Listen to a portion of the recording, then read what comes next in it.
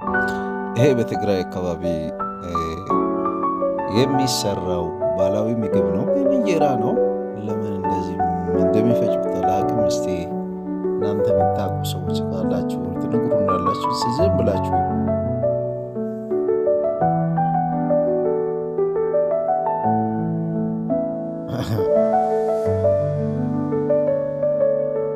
ከስር እንጀራውን ትወስድና እንደገና ግልብጥ አርጋ ፍጭት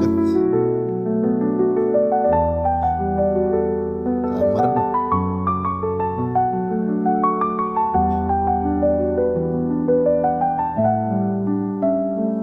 አዎ እንደዚህ እየገለበጠች ነው። እያቸዋለ ከስር ነው የምትወስደው።